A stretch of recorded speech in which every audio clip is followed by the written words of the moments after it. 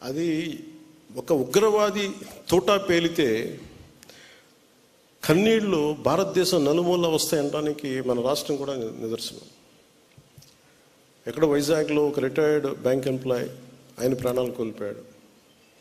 ఎక్కడో కావల్లో ఒక యువకుడు చనిపోయాడు. ఇది చాలా చాలా బాధ కలిగించింది మా అందరికీ, చాలామందితో పాటు నాకు బాధ కలిగించింది. అంటే గ్రామాలు should be a part of national integration. Panchayat should become a part of national integration. కశ్మీర్లో కావచ్చు, ఇంకో చోట కావచ్చు, ఎలాంటి జరిగినా గ్రామాల్లో ఉండేవాళ్ళు మాకెందుకు, మా సంబంధం లేదనుకుంటారు. గ్రామాలు రాజకీయాలకు కావచ్చు, పొలిటికల్ పార్టీస్ కావచ్చు, కులాలకు కావచ్చు, వర్గాలకు కావచ్చు, దానికి ఫౌండేషన్ కింద కాకుండా జాతీయ సమగ్రతకి పట్టుకొమ్మల వాళ్ళు పంచాయతీలు. అంటే ఇది మీకు ఎక్కడ అయినా, ఎందుకంటే ప్రతి గ్రామం నుంచి ఎక్కడో చోట వస్తారు. ఎక్కడో శ్రీకాకుళంలో అత్యధికంగా ఉన్న ఒక పంచాయతీ నుంచిలో అత్యధికంగా సోల్జర్స్ వెళ్తారు అక్కడి నుంచి, ఒక పంచాయతీ నుంచి ప్రత్యేకించి. సో పంచాయతీలని ఎలా బలోపేతం చేయాలని ఒక ఉద్దేశంలో మొన్న ఆ సంఘటన జరిగిన తర్వాత దాని గురించి చాలా ఆలోచిస్తూ ఉంటే నాకు ఒకటే అనిపించింది. ఒక రాజకీయ నాయకుడు ఊరు లేదు, పేరు లేదు, ఉండదు, వాళ్ళ కుటుంబానికి తెలియచ్చు, కానీ ఆయన విగ్రహాలు పెట్టేస్తారు.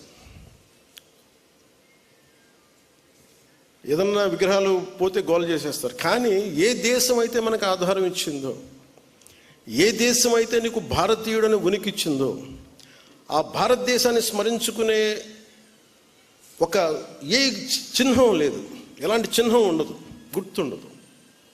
అందుకని నేను ఈరోజు నా ప్రతిపాదన ఉన్నతాధికారులందరికీ, శశిభూషణ్ గారికి కానీ, ఇక్కడున్న కమిషనర్ గారికి కానీ, అందరికీ అందరికీ ప్రతి పంచాయతీలో జాతీయ సమగ్రత ప్రాంగణం అనేది చాలా చాలా అవసరం. దాంట్లో జాతీయ సమగ్రత స్తూపం. అది మీరు 1000 గజాల్లో పెడతారా, ఎకరంలో పెడతారా, ఇంకెక్కువలో పెడతారా, ఆ పంచాయతీలను బట్టి కనీసం ప్రతి చోట 13,326 పంచాయతీల్లో 13,326 జాతీయ సమగ్రత ప్రాంగణాలు ఉండాలి. 13,326 జాతీయ సమగ్రత స్తూపాలు ఉండాలి. ఇది దయచేసి దీన్ని ఎలా తీసుకెళ్తాం, దీనికి కావాలంటే నేను క్యాబినెట్లో కూర్చొని గౌరవ ముఖ్యమంత్రి చంద్రబాబు నాయుడు గారితో మాట్లాడి, అవసరమైతే కేంద్ర ప్రభుత్వంతో మాట్లాడి, ఇది చాలా చాలా అవసరం ఇప్పుడున్న పరిస్థితుల్లో. ఉగ్రవాదం పెట్రేగి పెరిగిపోతున్న పరిస్థితుల్లో గ్రామాల నుంచి బలమైన వ్యక్తులు ఉంటేనే, దేశ వికాసానికి బలపడే వ్యక్తుల సమూహం ఉంటేనే గ్రామాల్లోనే మన దేశానికి ఏదైనా చేయగలం, తద్వారా మనం లాభపడగలం. మనకి ఉనికినిచ్చిన మన దేశం తాలూకు మనం భాగస్వాములు నాకు పరిపాలన అనుభవం లేదు నాకు, కానీ చిత్తశుద్ధి ఉంది, త్రికరణ శుద్ధిగా ఒక మంచి చేయాలని సదుద్దేశం ఉన్నవాడిని. ఒక 2 నెలలు చాలా కీలకంగా దీని మీద అధ్యయనం చేశాను. అందరితో మాట్లాడి, అన్ని సమీక్షలు జరిపి, అన్ని డిపార్ట్మెంట్కి సంబంధించి అన్ని సంపూర్ణ అవగాహన చెప్పలేను, కానీ చాలా వరకు అవగాహన చేసుకునే మాట్లాడతాను. ఆ సందర్భంలో నేను కీలకంగా తీసుకుంది ఏంటంటే, పంచాయతీరాజ్ అనేది డబ్బులు లేకుండా ముందు బదిలీలు జరగవు, సిఫార్సులు లేకుండా బదిలీలు జరగవు. నేను ఆ రెండిటికి మా పేషీ నుంచి చాలా క్లియర్ కట్ ఇన్స్ట్రక్షన్స్ పెట్టాను. డిప్యూటీ సీఎం పేషీ నుంచి కానీ, అధికారుల నుంచి కానీ చాలా క్లియర్ కట్ ఇన్స్ట్రక్షన్ ఏంటంటే, ఒక చిన్నపాటి పైరివీలు చేసినా కానీ ఇక్కడ ఎవరు దయచేసి ఉండదు, దయచేసి మీరు ఇక్కడి నుంచి వెళ్ళిపోండి. ఎందుకంటే నాకు కింద దాకా, అట్టడుగు శ్రామికుడు దాకా దీని ఫలితాలు పొందాలి అంటే ఎక్కడా కూడా లీడ్ చేసే వాళ్ళ దగ్గర నుంచి ఏ మాత్రం కూడా అసలు అలక్ష్యం లేకుండా, లేదంటే పైరివీలు లేకుండా ఉండాలని చెప్పి నేను తీసుకున్న నిర్ణయం చాలా చాలా బలంగా అందరూ దీన్ని ముందుకు తీసుకెళ్ళారు. అందుకనే మనకి డిఈఓలు కానీ ఎవరైనా సరే ఏ స్థాయి అధికారులకైనా క్లియర్ కట్గా ఏం చెప్పి, మా పరిధిలో ఉన్నంత వరకు ఎంతమందిని ట్రాన్స్ఫర్ చేయాలి. చాలామంది మా మన వెంకటకృష్ణ గారు, మన ఓఎస్డి వెంకటకృష్ణ గారు చెప్తూ ఉంటారు, చాలామంది ట్రాన్స్ఫర్లు చేసిన తర్వాత అంటే జీవితంలో మాకు ఎప్పుడు ఇంకా ఒక రైట్ పోస్టింగ్ రాదు, లేదంటే సమర్థత ఉండి, నేను సమర్థతను వెతుక్కున్నాను. నేను నిజంగా ఇంటిగ్రిటీ ఉండి మన పరిపాలనా వ్యవస్థని పటిష్టం చేద్దాం అనుకున్న అధికారులు ఎవరున్నారో వాళ్ళని వెతికి పట్టుకోండి. ఫస్ట్ నేను ఇచ్చిన ఇన్స్ట్రక్షన్ అంతే, వెతికి పట్టుకోండి.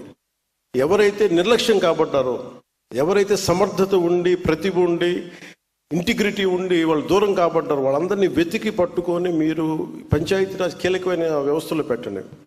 అలాగే ప్రతి ఎమ్మెల్యే గారి దగ్గర నుంచి, మంత్రులు, క్యాబినెట్ సహచరుల దగ్గర నుంచి నాకు రికమెండేషన్స్ వస్తే నేను ఒకటే చెప్పాను, నేను ఈ కండిషన్స్ పెట్టాను.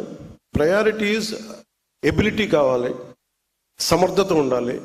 అట్ ద సేమ్ టైం నేను రూల్ బుక్ని నేను వైలేట్ చేయను, నేను రూల్స్ని వైలేట్ చేసైతే చేయను. అలాగే మీకు ఈ అన్ని కలిసినప్పుడు మీరు చెప్పే వ్యక్తికి ఆ సమర్థన ఖచ్చితంగా దాన్ని ముందుకు తీసుకెళ్తానని చెప్పి అందరినీ నేను ఒప్పించాను. అలాగే కొన్ని చేసినవి ఉన్నాయి, కొన్ని చేయలేనివి కూడా ఉన్నాయి. ఇది ఒక్కటి ఈ రోజున చాలా సమర్థవంతంగా హెల్ప్ చేస్తుంది నాకు. అదే కనుక లేకపోయింది కానీ ఉండుంటే ఈ రోజున మనం ఇంత ఉత్సాహంగా ఈ పంచాయతీరాజ్ దినోత్సవం జరుపుకోవడం మన మనసు ఒప్పేది కాదు. మీరు చెప్పండి, గత 5 సంవత్సరాల్లో అసలు ఇలాంటి సందర్భం ఏమైనా జరిగిందా? మీరు ఆలోచించండి ఒకసారి.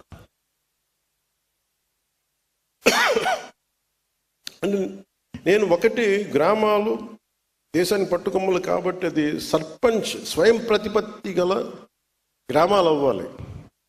కానీ దానికి చాలా కష్టసాధ్యమైంది ఏంటంటే, ఒకటి గ్రామాలు, పంచాయతీలు రాజకీయాల్లో కూరుకుపోయినాయి, లేదంటే వర్గపోరులో కూరుకుపోయినాయి, లేదంటే కులాల మధ్య కూరుకుపోయినాయి.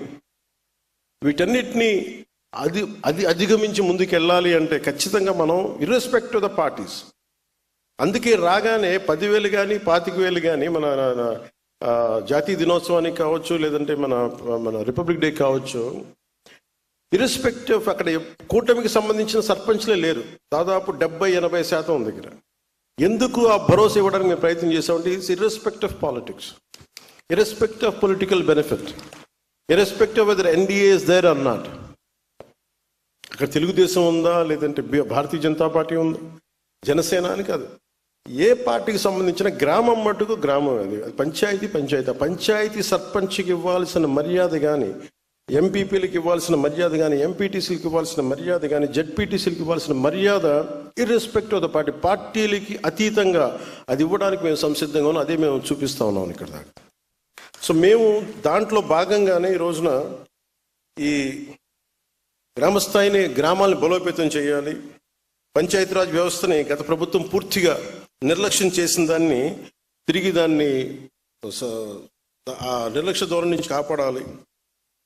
తీసుకోవాల్సిన నిర్ణయాలన్నింటినీ కూడా ఇవాళ గత ప్రభుత్వం వాళ్ళు రావాల్సిన నిధుల్ని అన్ని నిర్వీర్యం చేసేసింది, తీసుకోవాల్సిన నిర్ణయాలన్నింటినీ నిర్వీర్యం చేసింది.